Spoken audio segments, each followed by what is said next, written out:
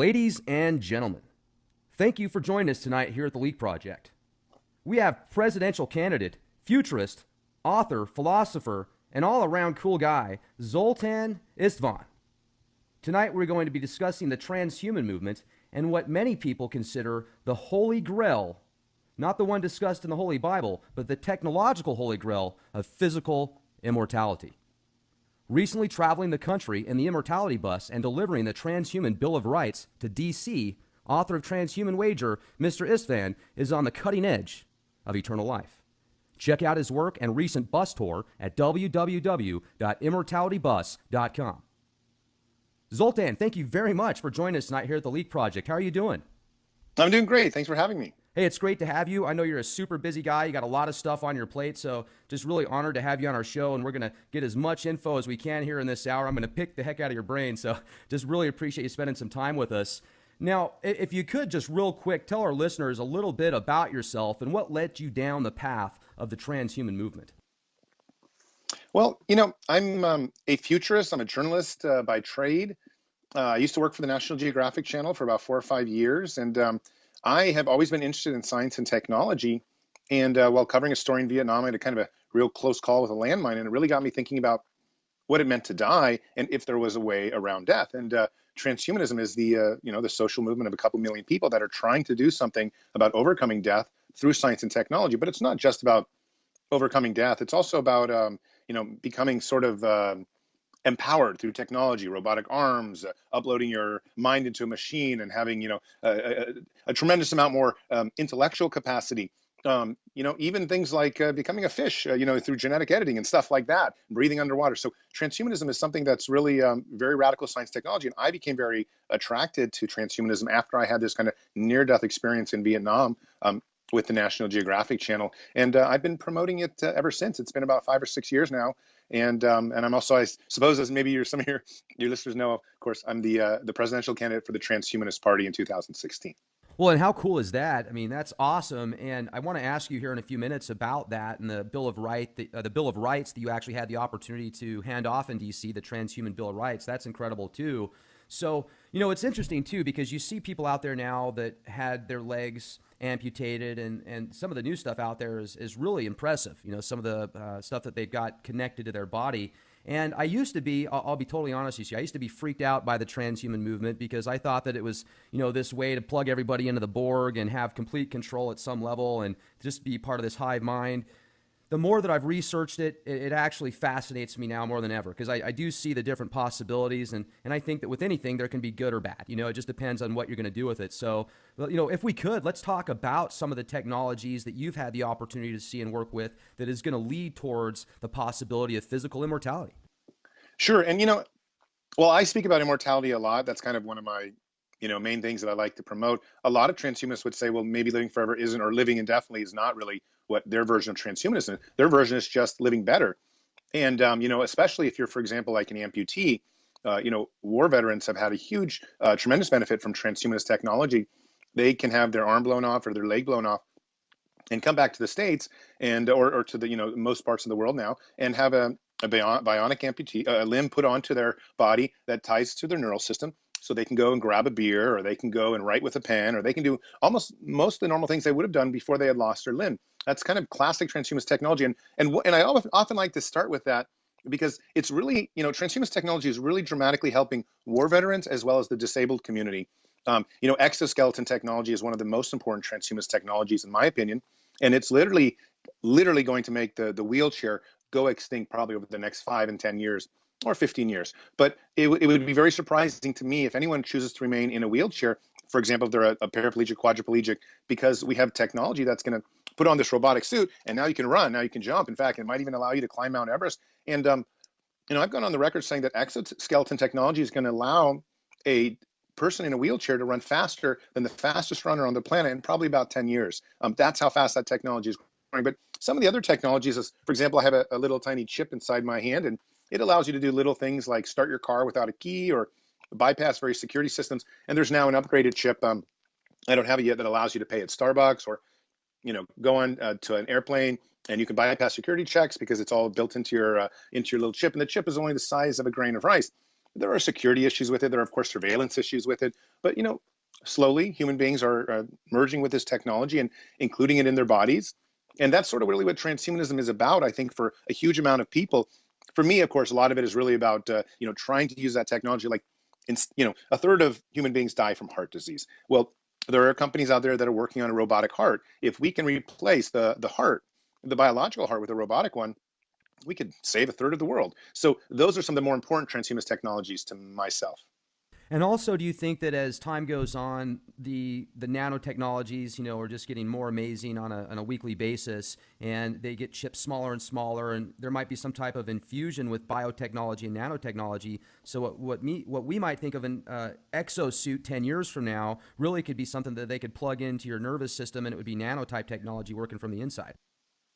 Oh yeah, yeah. I mean, the nano revolution is just going to change everything because, for example, I was just speaking today about this to somebody. One of the biggest problems is we actually have the ability to cure a lot of diseases, but we don't catch them in time. Cancer is one of those things where it's really, if you catch it in time, you have a very strong chance of surviving. But if you don't, you can die. But if you have these nanobots inside your body, you're going to catch cancer within the first few days of it occurring, rather than a year later, and then you have to go through chemo and all these other things. And of course, if you can catch it in its very early stages, the treatments are negligible. So, that's kind of one of the revolutions that this nanotechnology is going to do. And also with heart attacks, it'll say, wow, some of your arteries and veins are plugged. That's why it's not pumping that well here. We have the little tiny scanners on these nanobots inside you. So I'm a big believer in that technology. It's about 10 years out.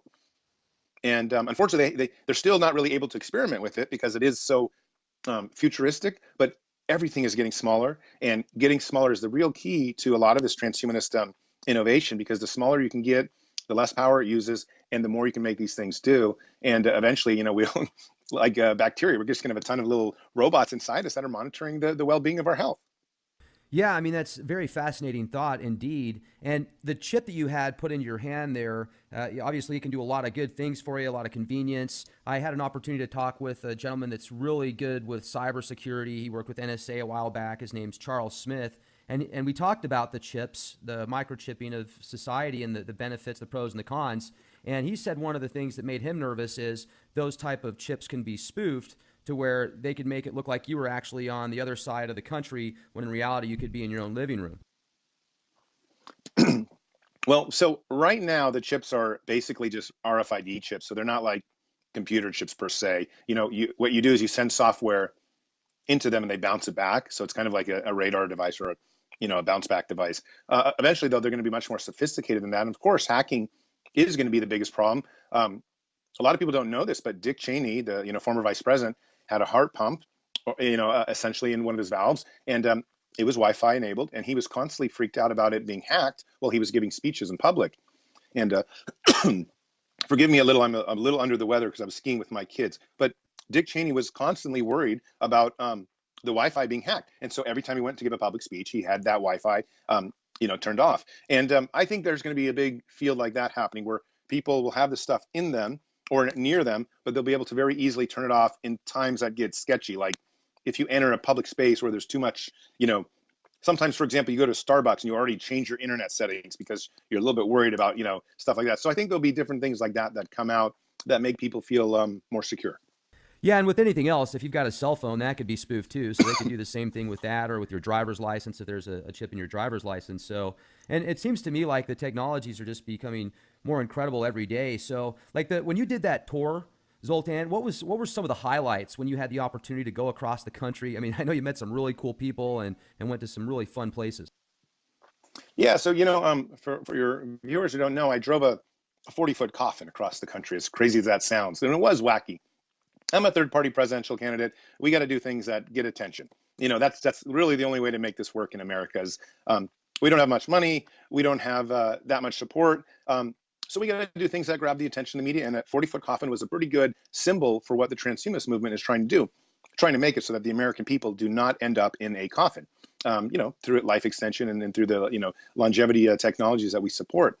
So anywhere we drove in our 40-foot coffin, everyone stops and everyone looks and everyone wonders, this is something I've never seen before. And that was a great way to start a conversation. You would show up at a diner in the middle of nowhere, let's say Texas, and people would come out and look at it, and people would come out and talk to you And the reception was pretty good. Not everyone was thrilled when everyone kind of figured out, oh wow, these are transhumanists, or in my case, I'm basically an atheist presidential candidate as well. So that kind of got into some people's nerves. You're But not still, going to most do real people, good in the Bible Belt. of course, of course. But that said, we actually did do pretty good in terms of, I'm not out to win because I have no chance of winning. What I'm out to do is to spread a very pro techno optimistic culture. And it can be atheistic and it can be religious. It doesn't, for me, it's not really, transhumanism is not really necessarily one or the other. It's really just about, let's use the technology to make our lives better. And my main platform, and really the main platform, of course, of the bus too, is we're spending a ton of money on the military. We're spending a ton of money fighting wars in like far off places. Why not spend wars fighting cancer? Why not spend money fighting cancer? Why not spend money fighting heart disease?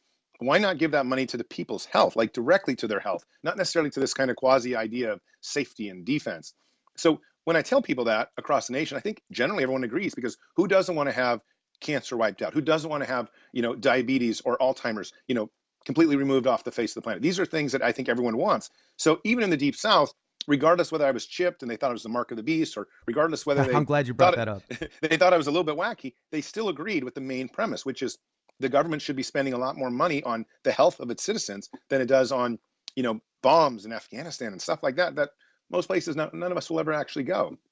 Right. And, the people that were, in Afghanistan, the U.S. military, et cetera, like my brother fought over there, and it was really tough on him, being exposed to all the depleted uranium, the way that it messed with his head. And I really like what you're saying. And what I find fascinating is people that, because of a religious preference, will vote for somebody, even though their actions are war when they say they're for peace. And yet somebody like yourself, that just because of your religious preference and you've got this chip that they might consider the mark of the beast, but because of your principles and what you're actually doing, it far outweighs what their perception is of reality. So I think that people are judged, they should be judged upon the, what they actually do, not what they say. The media is so good with that. Of course, of course. And it's in no way that I'm really like anti-military.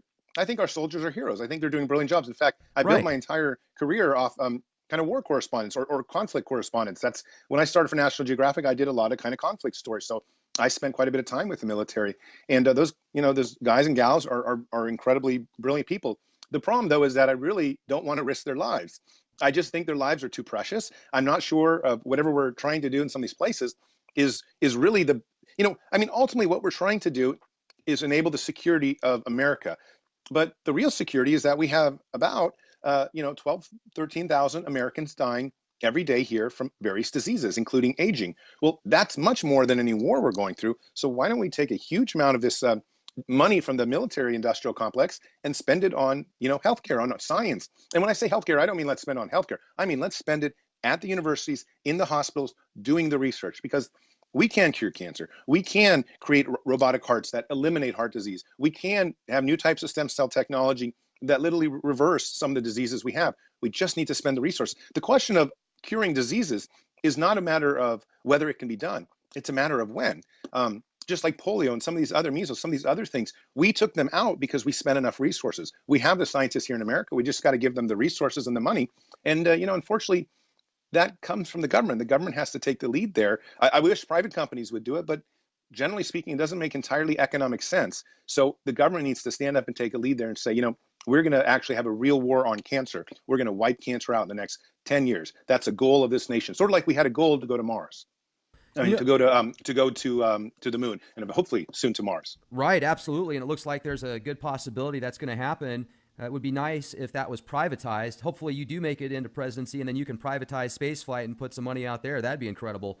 Oh yeah, space travel is one of our main tenets. In fact, the Transhumanist Bill of Rights, it was one of the 6 rights, which is that basically we feel that from an existential point of view, frankly, we actually deal with quite a lot of risk on our planet. We deal with asteroids, we deal with diseases. We have 25,000 nuclear arms on the planet still. We really should have a lot more space travel in our future, not only because it's super cool, not only because it's super interesting, but because we actually should have some of us off the planet in case the rest of us do something really stupid. And, there is a probability that we could do something really stupid. So it's always nice to have a bunch of people out into space in case the human race does, go the way of the dinosaurs. Certainly. And you've met some really cool people also on your tour. I know you met John McAfee. And what's he like? He seems like a really interesting character. Yeah, meeting John McAfee was awesome, actually. I wasn't really sure about it at first. You know, I know he was a wild. The thing is, you hear these rumors, probably like people hear rumors of me and stuff like that, and he's got this chip and he's like the cyborg and evil. Until they really meet you in person, they realize you're just hopefully a nice guy. You got a Right. family, all these other things. Well, John McAfee was very similar to that, except yes, he's eccentric, but he's also incredibly intelligent. I got to say, like, he's one of the very first people I've met in many years that I was really inspired by. His mind goes 100 miles per hour, and sure, a lot of those ideas don't appeal to me, but every now and then he throws in this bomb, and you're like, I'm going to spend at least the next 2 days thinking about that idea. And that was what I really enjoyed about meeting with him, is that he gave me a whole bunch of new ideas to think about. And of course, he's such an expert in cybersecurity, which I'm not. So that gave me a whole new bunch of ideas about platforms and stuff like that. So, you know, we think very differently. He's not concerned about aging. He thinks death is a good thing. But outside of that, we seem to agree on a lot of things because, to some extent, we both have some, libertarian leanings. And so I had a really good time hanging out with him. I had a nice long dinner with him. And then the next day we had a kind of long conversation over a couple coffees. He seems like a real cool guy. I saw a commercial that he did a while back where he basically he was talking about how the software that he originally created, the government took over, and now it's just you don't want anything to do with it. But yeah, just a real eccentric character. Hopefully, we'll have the opportunity to speak with him sometime. But when you went out and did that tour at the cryonics lab, Alcor, what was that like? That's incredible. Well, yeah, and that was weird for me too because you hear about cryonics, and cryonics is where you freeze people that have died, and in hopes to bring them back in 50 years. The Alcor people and the cryonicists would not say that they're dead.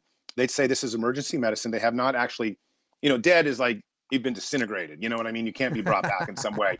But if your body is there, it's really just a matter of finding rehabilitating that body, reanimating that body is the terminology they use. And I got to be honest, I agree with the lingo.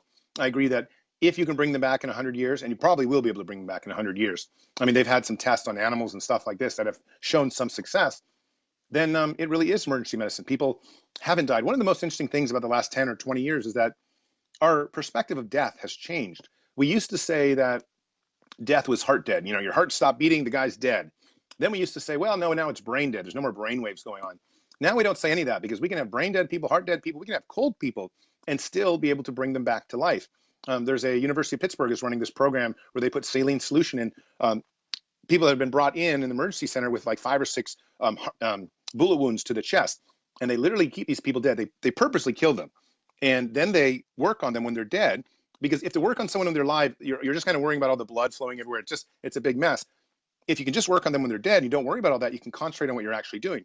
They run the solution to them, and then they slowly bring them back to life. And they can already do this for 4 hours, keep somebody literally dead for 4 hours. Well, that's this year. What's next year? Maybe 8 hours. What's the year after that? Well, maybe a full day. And eventually it's going to be like 5 days, 10 days, 20 days. So cryonics is sort of that idea. The saline solution is quite a bit different, but it's still this idea of preserving the body, knowing that somehow in the future you're going to have the medical know-how to bring back, to reanimate these people. And so when I went to Alcor, which is pretty much the largest facility in the world, or one of them, for freezing people, I was amazed because I've been writing about it for years, but until you actually see these kind of giant, metal canisters with people inside them, you don't realize that this is a real science. I was also really impressed that it wasn't like some garage operation. It was a major, major facility, many thousands of square feet, very clean. There was, secretaries. There was like obviously a bunch of laboratories, research places, and also there was a number of surgical offices where they do things because sometimes people don't want to have their body frozen; they just want to have their head frozen. So they have to decapitate the person after they're dead, and of course that requires surgery and stuff like that. And it's a lot cheaper just to freeze your head because by the time people come back in 50 years, honestly, in 50 years I'd be surprised if at least half our body is robots. We're definitely going to be half robots by 50 years from now. In 10 years' time, they're going to have an arm that's probably the equivalent of your arm. In 20 years' time, you're going to have an arm that is so much better than your biological arm, it's going to blow you away. Like I said, these war veterans that are coming back are already getting bionic limbs that are tied to their neural system that can grab a beer by thinking about it. So it's not like we're talking science fiction. It's just improving these things. It's sort of like when the car first came out, and then all of a sudden we got race cars, and then all of a sudden we got, so the evolution is going to happen. And the same thing with robotic eyes. There's 6 major companies right now I know of that are working on the robotic eye. And a lot of people think it's like $1 trillion industry because the robotic eye can function in a lot of different ways. And you always can take one out and still have a normal one. So you're not like too worried about it. The new robotic eyes look basically like the human eye. It's almost, you can't really distinguish that you have a robotic eye, except they tied your optic nerve, and they will be able to stream the internet. They'll be able to stream the entertainment. I'll be able to do this entire interview without an iPad, just my Skyping right through my eye. And you're going to be able to do things like see, 10 times as far or 10 times as close. You'll be able to see the germs on your partner. Okay, maybe you'll be able to see poisonous gases. For a father like me with two young children, that's actually quite important. So these are some of the things that are coming through the pipeline, and I'm really excited about it because I think in 50 years' time, you might not need a head. I'm sorry, you might not need a real body. You're just going to need your head, and you're going to be able to put it onto something else that ties that that can support that. And again, it's 50 years' time. You really have to look back and say, well, how far have we come? 50 years. Actually, it's been a huge amount of time. Well, that's like plug and play stuff. It reminds me of the cartoon series Futurama, where you've got all those famous heads that, you've got the head of Einstein, and yeah, that's some neat stuff. And I wouldn't doubt it. Another thing too is if the technology is going to get that advanced, they could probably just use contacts. I've seen a lot of TV series out recently, like the new Minority Report TV show, where they've got these contacts that work. They work for the Federal Bureau of Investigations. They can zoom in, zoom out, facial recognition. It's pretty cool stuff. So it's amazing, and where it's going is incredible. It reminds me of a few of the recent movies that have came out. Lucy is one of them. Transcendence is another one, where they get connected to this singularity, and then they just go way above and beyond what most people could even fathom in thought. So let me ask you this: do you think that the singularity that Ray Kurzweil talks about, 2045, where basically man becomes obsolete, what is your thought on that? Well, I think I'm a little bit ahead of him. I think it's about 2040, based on kind of computing power and what's happening. It's really interesting. Like, a lot of people don't realize how fast the growth of these things are. I was in a Newsweek article last week where I'd said, well, I know people are working on AI, and they would like to. I had challenged IBM's Watson to a debate. IBM's Watson won Jeopardy and all these other things. He's a very super smart supercomputer, and Right. IBM's Watson said no. But the reality is, in probably 4 years, he would be able to carry on a normal conversation and talk about policy. And so now I've heard there are a number of people that would like to run, their computers for the president, just because it's a funny thing to do. Now, in 2020, no one's going to be able to make sense of it. It's not going to be like it's a viable candidate, but you're going to have such interesting moments when you're listening to these machines that are very, very intellectual and probably offer some real insight. But of course, by 2028, now 12 years down the road, how much further along will they be? Well, clearly they'll probably be as smart as us by that point. And the question is, do we allow them to become that smart? Because that's a whole different, that's a very dangerous thing, I would say, to have another species on the planet that's as smart as us. But that's how quick these things are transitioning. That's how quick they're going to go. By the next election cycle, you might be able to incorporate them into some kinds of debate where you start really asking these deeper questions, like, wow, robots really are here, and they really are taking all the jobs. And what are some of the, the future? What is the future of robots? Can we marry them? Or do we get write-offs when we marry them? These kinds of things. I mean, it gets crazy. In fact, that's part of what the Transhumanist Bill of Rights was about. Was it was trying to establish the fact that in about 10 years here, we're going to have numerous different kind of living creatures that might not necessarily be humans anymore, but also might be very sapient and very intellectual. Already we have people that are kind of trying to grow tail, or or trying to splice DNA into their skin so they can go out in the sun and make energy without eating. I mean, what do we call people like that have plant DNA spliced into their skin? And do they have the same type of rights as us? Well, probably they will, but what about an artificial intelligence? Can we torture an artificial intelligence if it does something wrong? Can you abuse a robot? These are all different kinds of civil rights that nobody has been discussing. The United Nations wrote, their Universal Declaration of Human Rights, I think 1948. So I think that's like 65 years ago. And, the things they mention in that have nothing to do with how fast technology has grown. So the Transhumanist Bill of Rights is really trying to say, I think you need to supplement your own Bill of Rights, because here in about 5 or 10 years, you're going to be stuck with designer babies who have augmented their intelligence and now are 25% higher IQ than any of us have ever been, including Einstein. How do you deal with that? Do those require any kind of regulations? Do they require any rules? What if the poor people don't have access to it? I mean, we need a Transhumanist Bill of Rights for a number of reasons. It's not just to monitor artificial intelligence. It's to make sure that we don't create a dystopian society, on planet Earth. So a lot of these crazy things are going to be happening in the future. And I think a huge amount of people just don't realize how quickly It's coming. I would not be surprised if in 2 to 3 years, a huge amount of people have this because the chip, it's so functional to go to Starbucks and go bloop and not have a wallet. You never lose your wallet again. Your kids don't take your keys. You know what I mean? Like all this Does it stuff freak becomes much. people out when you do that? Totally, it totally does because they're like, oh, if they're religious, they say, this is the mark of the beast. I don't know how we got this crazy idea that a tiny, these chips are the size of a grain of rice. I Do you mean, ever debate with people? Like, I'm sorry to interrupt, but do people no, ever like just jump on you and be like, look, man, you're going to hell? Do they ever get on your oh no, case? of course. I mean, I had a huge amount. I get called the Antichrist like a couple thousand times, definitely in this campaign, because here I am promoting the merging of humans with machines for the glory of the species, and that's blasphemy when you actually look at biblical text. But actually, if you take a step back and leave the Bible out of it, what I'm trying to do is improve people's health for their own well-being, so that they don't have to lose a child to leukemia, or they don't have to lose a parent to Alzheimer's. We're talking about love and family and country. I mean, so the things transhumanists are striving for are very much at the core of kind of what America really is, using science and innovation to make this country a better place and keeping our families together. So I try to always point that out to them rather than this mark of the beast. Hollywood has had, unfortunately, an overwhelming influence. Like whenever I talk about artificial intelligence, you think of Terminator, you think of Skynet. Well, there's other There is a real alternatives too. Skynet. Yeah, no, I've heard of that too. And the truth of the matter is that could happen, but it could also lead to have a machine that's an AI that solves all the environmental problems that we've ever had through a bunch of calculations. So we don't even need to do anything anymore, and we could fix the planet or something like that. This is the benefit of AI. We have to kind of balance both sides and say, well, yes, I'm worried about it, but at the same time, what if it does, something really good for our species?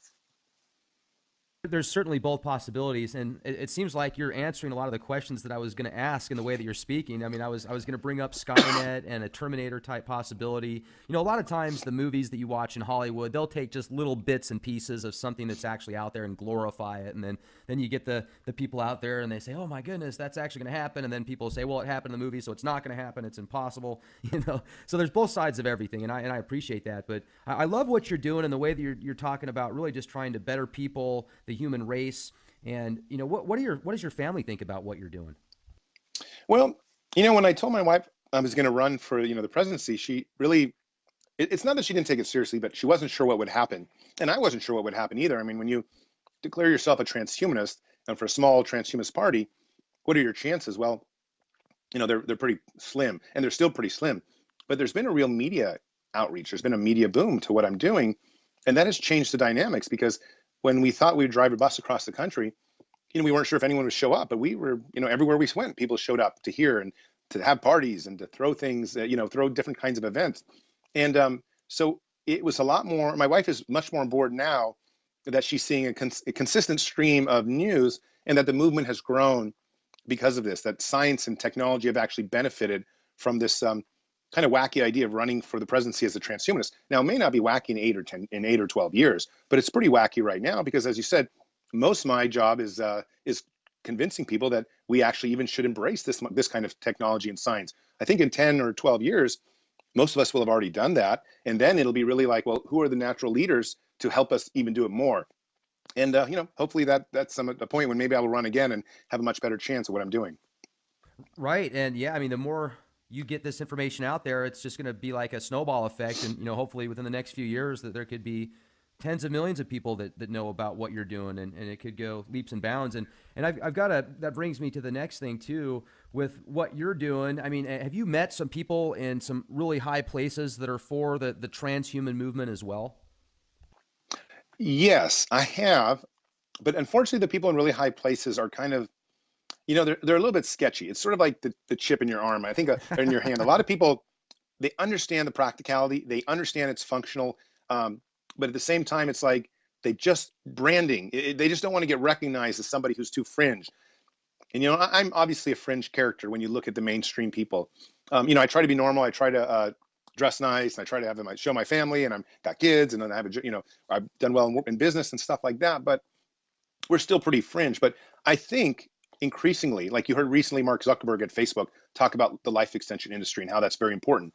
And of course, you have, the Singularity University, Peter Diamandis, some of these people that are actively seeking transhumanist technologies. And of course, the Google company is I'd say half of them are transhumanists. They might all be closet transhumanists. They might not say that openly, but they actively are pursuing a life that's imbued with technology. And it's not just imbued with technology. It's it's what we call techno-optimism. They are just optimistic about using technology in their lives in every single way. And that's really been what I'm about too, is just saying, historically speaking, anytime you have used technology in your lives, people's, worlds have improved. And even the World Bank recently reported saying, why has the standard of life for every single person on the planet gone up? Well, it's because of science and technology. It's really not because of anything else. It's not because there's less dictators and things like that. It's just because there's more science, there's more technology, there's more vaccines. People can get to places quicker because cars are available. They have cell phones to call when they have emergencies.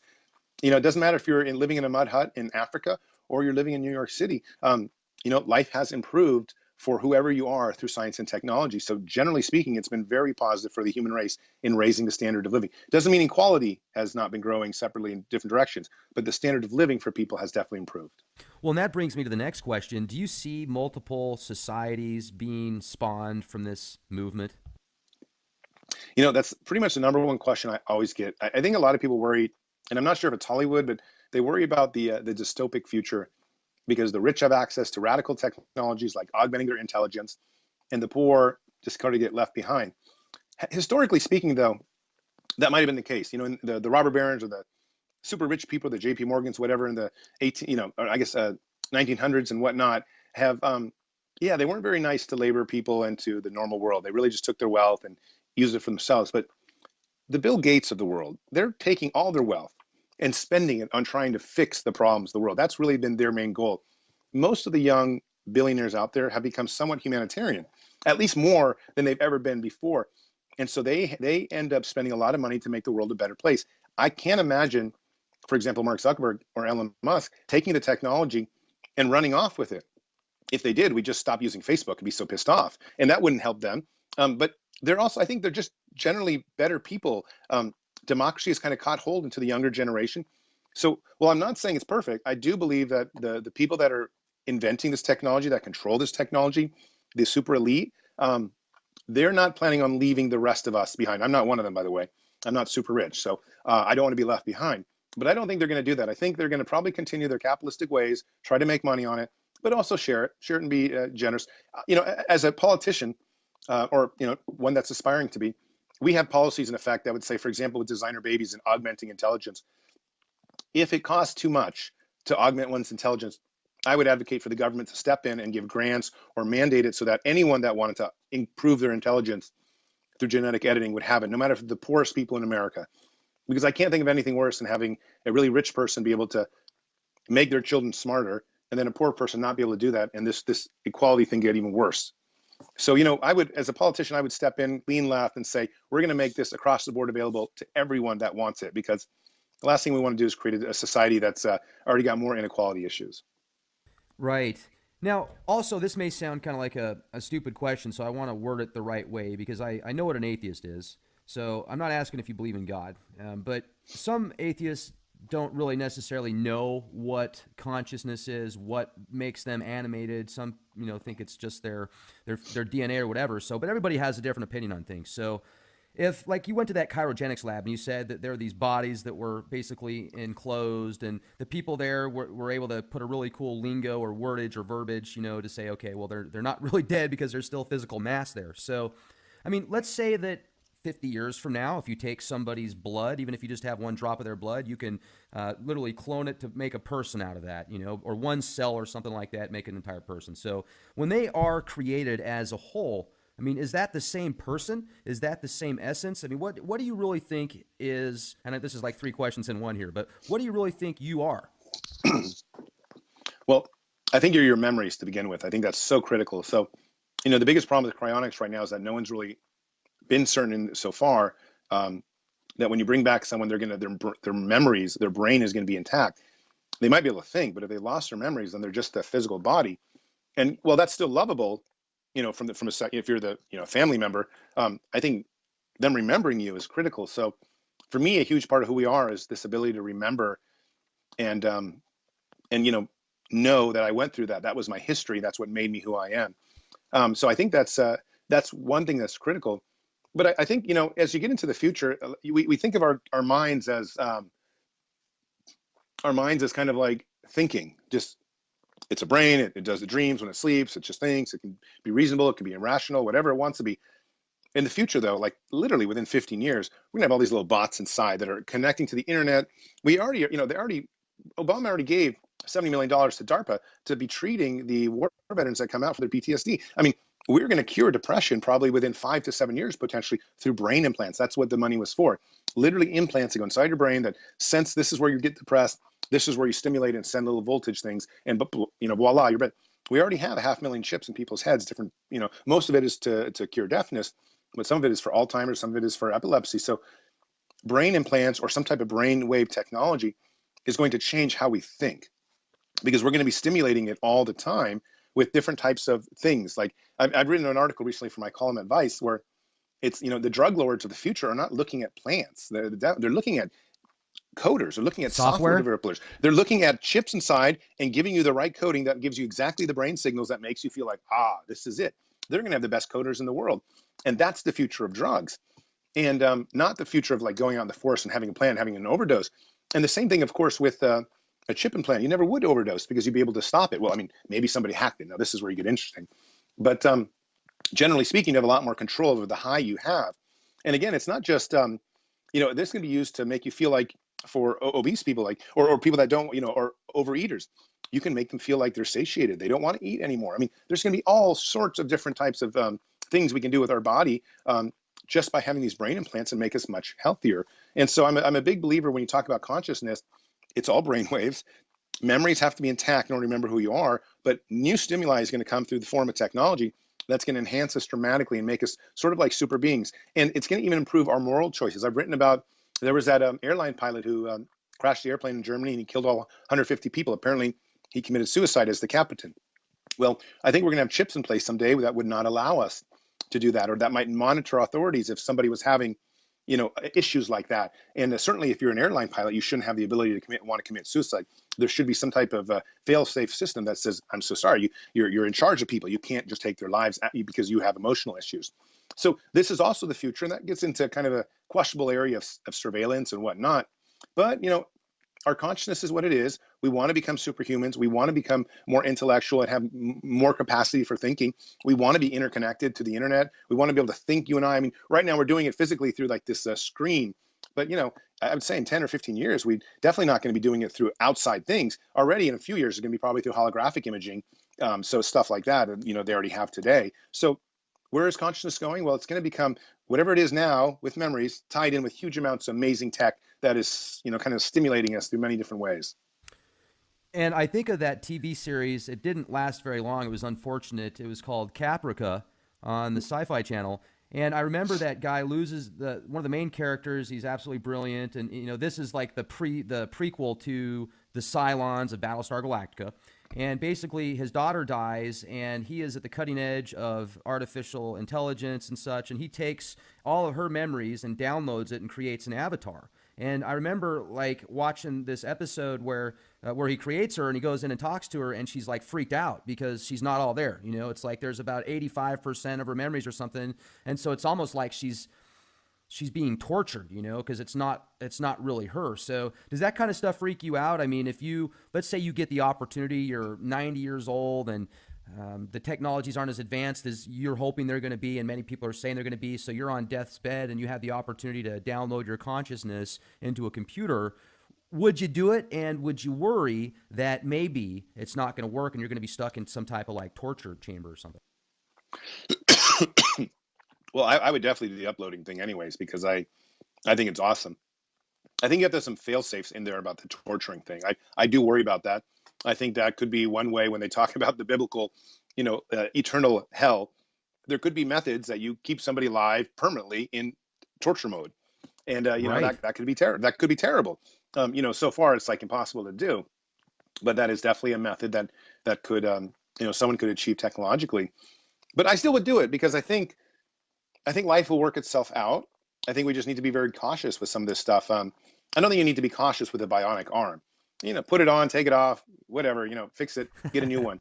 But I think the idea of uploading your mind, it's the only mind you got.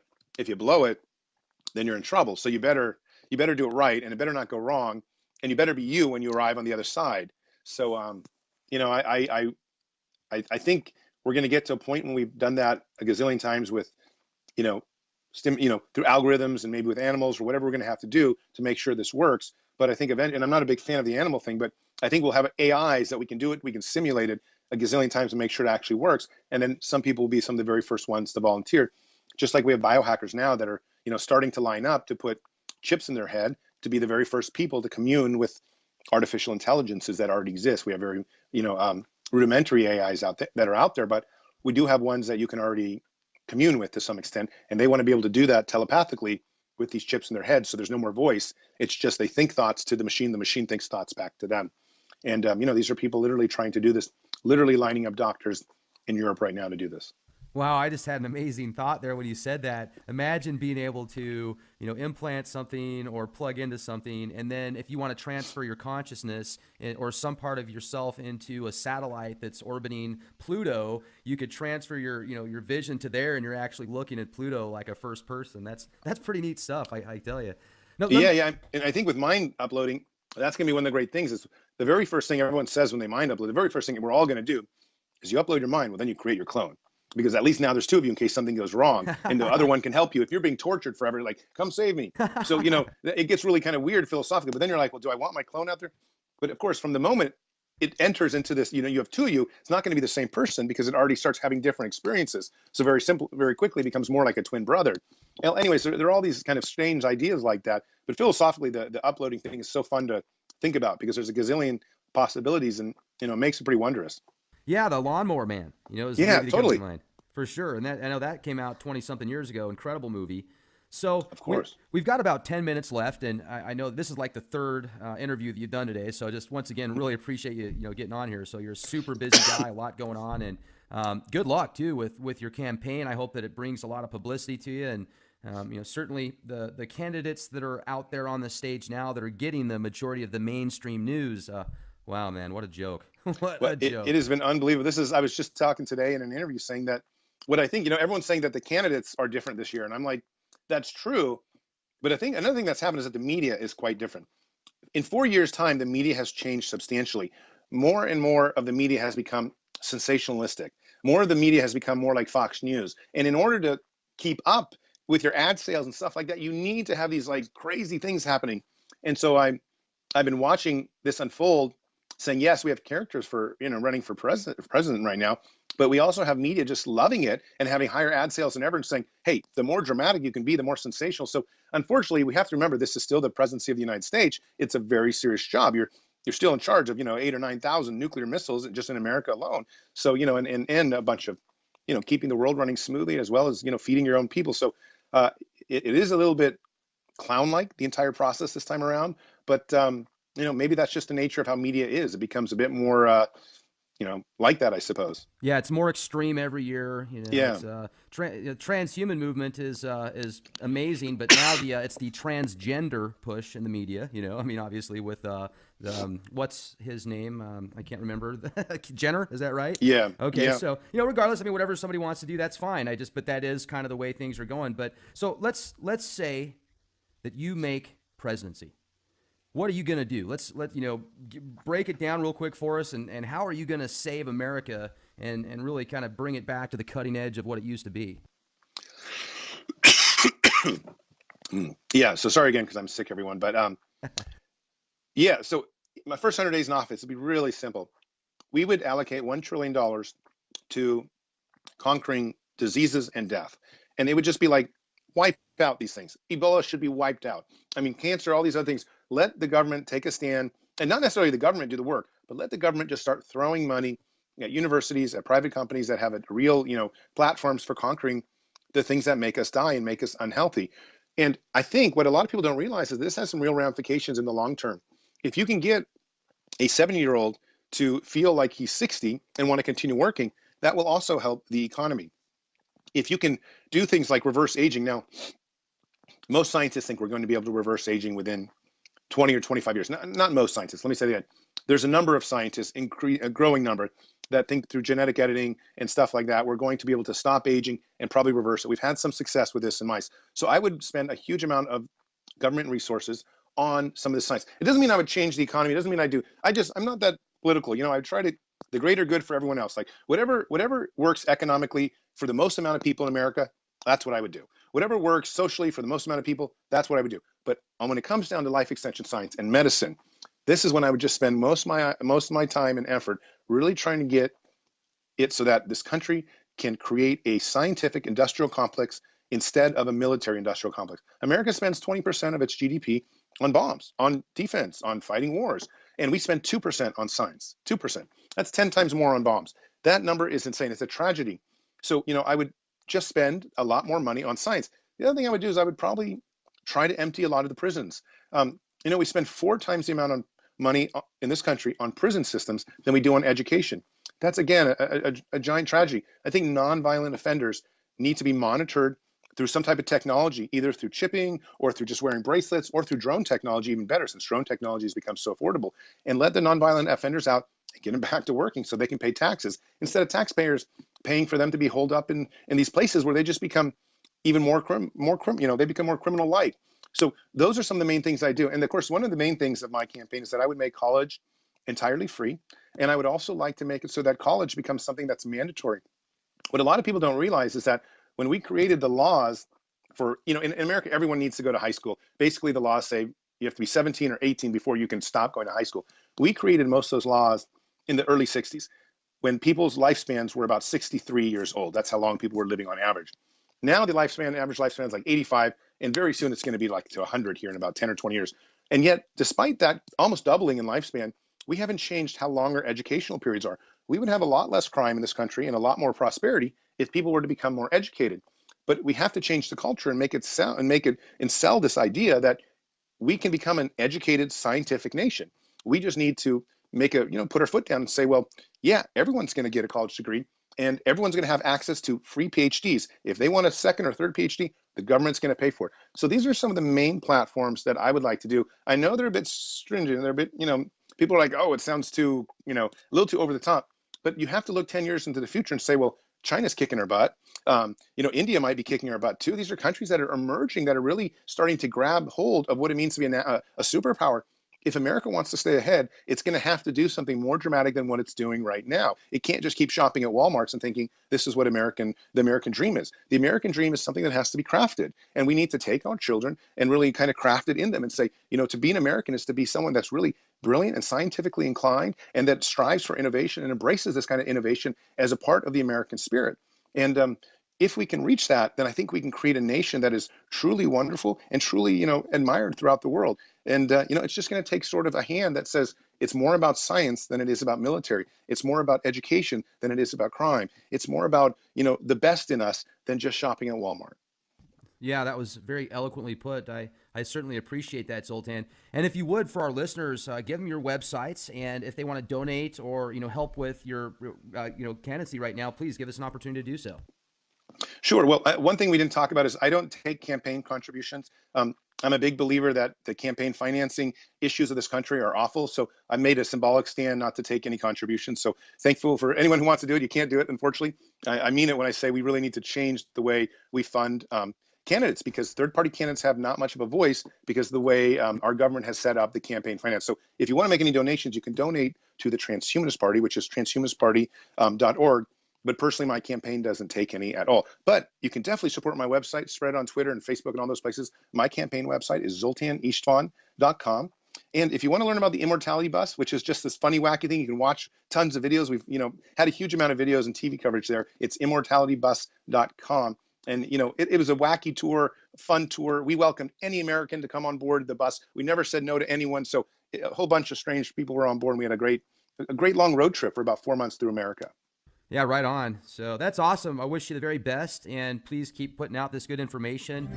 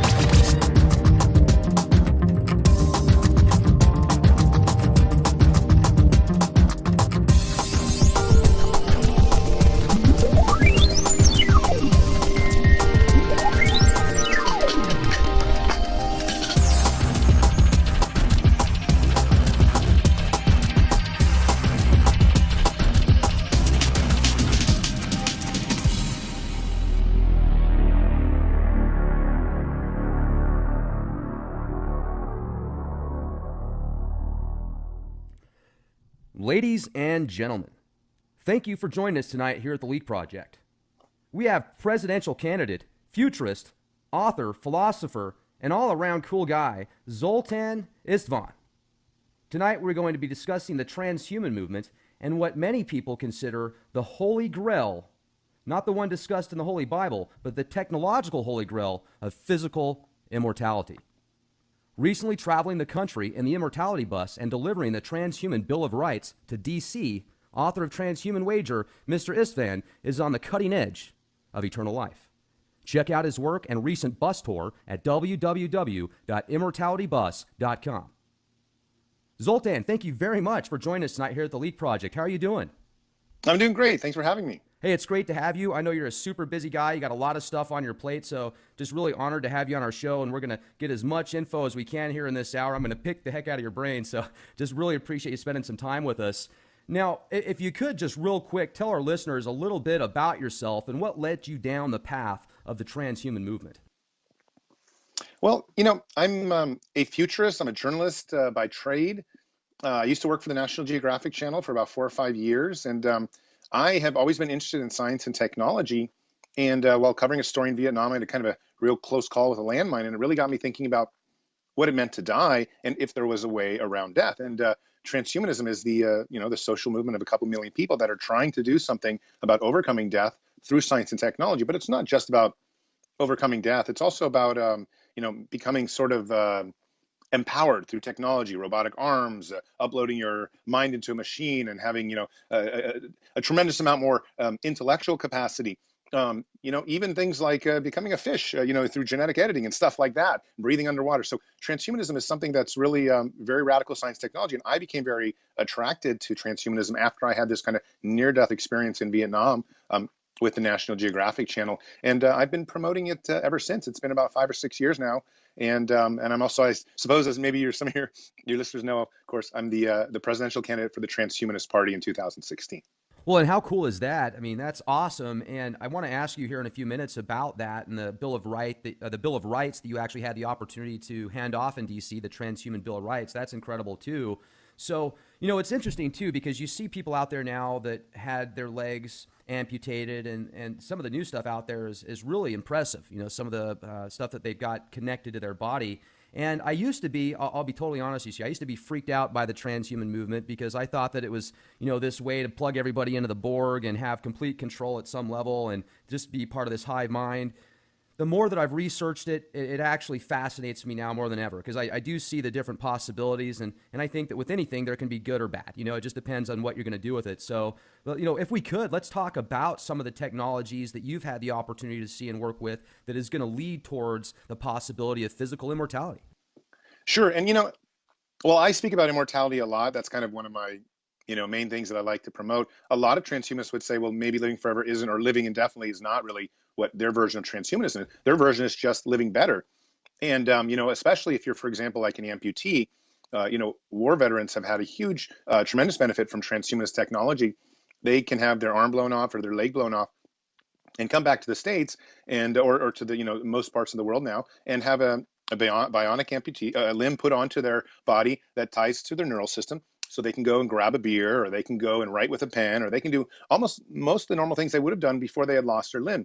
That's kind of classic transhumanist technology. And I often like to start with that because it's really, transhumanist technology is really dramatically helping war veterans as well as the disabled community.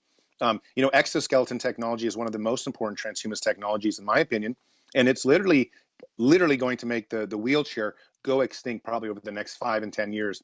Or 15 years. But it would be very surprising to me if anyone chooses to remain in a wheelchair, for example, if they're a paraplegic, quadriplegic, because we have technology that's going to put on this robotic suit, and now you can run, now you can jump. In fact, it might even allow you to climb Mount Everest.